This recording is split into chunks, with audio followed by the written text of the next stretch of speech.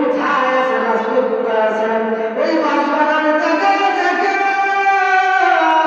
ওই গুরুস্থানের দিকে তাকায় দেখেন কত মানুষ শুয়ে রয়েছে গুরুস্থানের ভিতরে।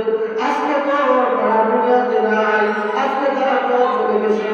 এই জন্য বাবারা যখন বেঈমান নাফরমানকে এইভাবে দুই পাশ থেকে চাপ দিতে থাকে এবং আল্লাহ তাআলা বলেন ফেরেশতা এর কবরের সাথে জাহান্নামের একটা রাস্তা করে দাও, বলেন নাউজুবিল্লাহ।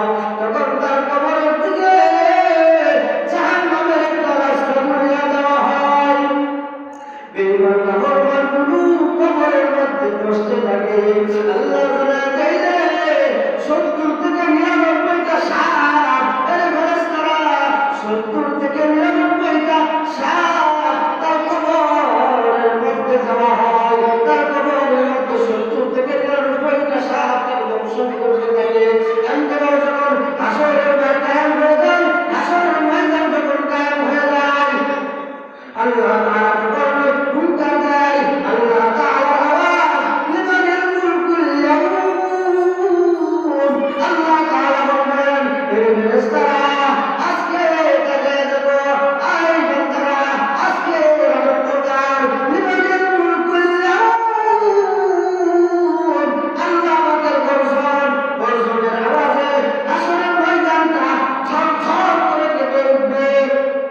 বেঈমান নাফরমান গুলো আওয়াজ দিবে, বাঁচাও বাঁচাও বাঁচাও। কেউ বাঁচানোর জন্য সামনে আসবে না। সকলে একটা নেকির জন্য কেউ দৌড়াইবে মার পিছনে, কেউ দৌড়াইবে বাবার পিছনে, কিন্তু কেউ একটা নেকি দিয়া সাহায্য করবে না। একটু কানিয়ে নেকির করে রোজে হাসরের মাঠেতে বাবা ঘুরবে ছেলের পিছে, ছেলে বাবার আগেতে। আহাসের কঠিন ময়দানেতে নামাজ তোমায় ভুলবে না। ঠিকমতো পড়লে নামাজ জান্নাত তোমার ঠিকানা। মুখের কাছে নামাজ পড়ো আর তুমি ঘুমাইও না। ঠিকমতো পড়লে নামাজ আল্লাহ তোমায় ভুলবে না, বলেন না ঠিক কিনা? এই জন্য বাবারা ওই ময়দানে হাসরে আল্লাহ তাআলা আওয়াজ দিবেন, লিমানিল মুলকুল ইয়াউম। আজকের রাজত্ব কার? কেউ জবাব দিতে পারবে না, কেউ উত্তর দিতে পারবে না। তখন আল্লাহ তাআলা নিজে উত্তর দিয়ে বলবেন, লিল্লাহিল ওয়াহিদুল কাহ্হার। আজকের দিনের রাজত্ব হলো আমি আল্লাহর, আজকের দিনের রাজত্ব শুধু আমি আল্লাহর।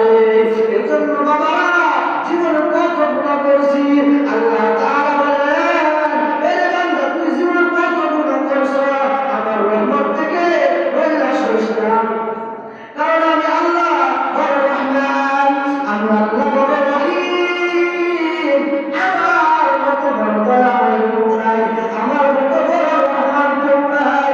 এরে বান্দা তুই কত গুনাহ করেছো, আমি তো তোর থেকে বড় বেঈমানদেরকেও তো আমি মাফ করে দিছি, আমি তো বড় বড় সাহেবদের মাফ করে দিছি, ও দাইয়াতুল কলবের মতো বড় গুনাহগারের আমি মাফ করে দিছি। কত বড়